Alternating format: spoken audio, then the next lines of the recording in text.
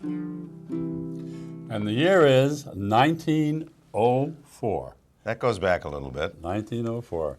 The first Olympics to be held in the United States were held at the new St. Louis Exposition. An American, T.J. Hicks, won the marathon in 3.28 seconds, and U.S. took gold in 21 events. Wow. At the first Olympics. Wow, that's incredible. Yeah. Theodore Roosevelt was elected president by the largest margin in U.S. history, receiving over 2 million more votes than Alton Parker. Alton Parker. Who's Alton Parker? It's too bad. The guy that comes in second. Does the name Alton Parker mean anything to you? All right, let's see. Over 1,000 people died when the fire swept through steamship General Slocum in New York City Harbor. Oh, wow. Yeah, that just blew right up. I wasn't there, no, but close. Okay.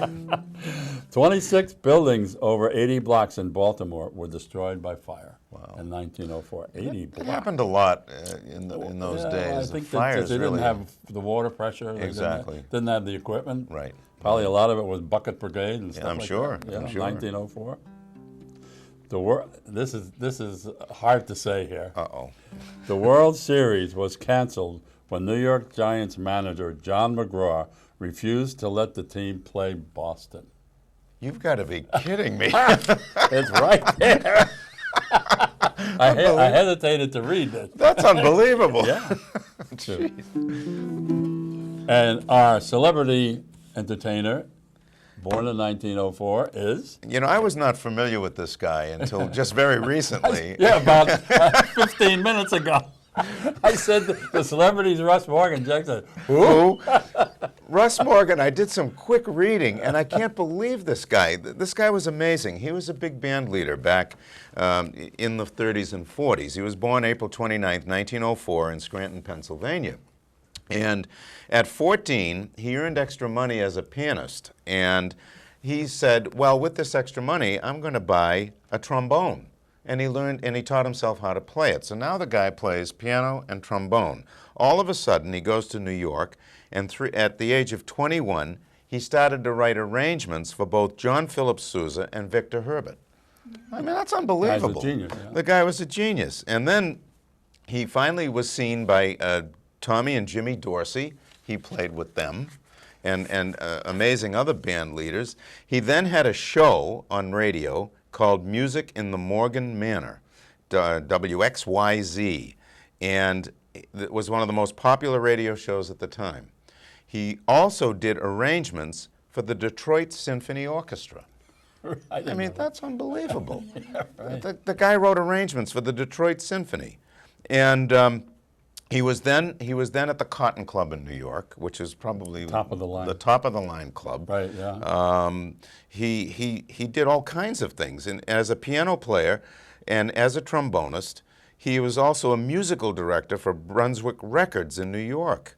That was a big label, and that was a huge label back yeah. then.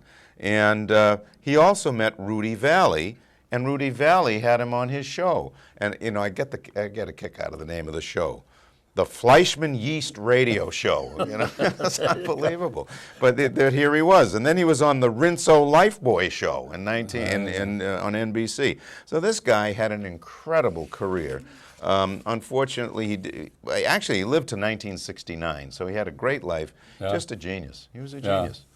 That's right. So you got, you know, I remember those radio shows and everything. Yeah, I mean those shows, they went great. Remotes all over the place, and they were doing all kinds of music in those days, but they had these little cutesy songs that would come in every once in a while, and they'd run for a month or so, and that's all you heard. Oh, they'd be on the hit parade. Yeah, you know? right. Yeah, and exactly. They worked their way up from 10 to 1. Exactly, So one of the songs is called "Cruising Down the River." Okay, very, very sweet song. Jack learned it in 5 minutes. How he did, I don't know, because he never heard it before, and he's singing it with me today. Don't tell secrets. Cruising down the river on a Sunday afternoon, with one you love, the sun above, waiting for the moon. an old accordion playing a sentimental tune, cruising down the river on a Sunday afternoon. The birds above all sing of love, a gentle, sweet refrain. The winds around all make a sound like softly falling rain. Just two of us together will plan our honeymoon, cruising down the river on a Sunday afternoon. The birds above all sing of love, a gentle, sweet refrain. The winds around all make a sound like softly falling rain. Just two of us together will plan our honeymoon, cruising down the river on a Sunday afternoon.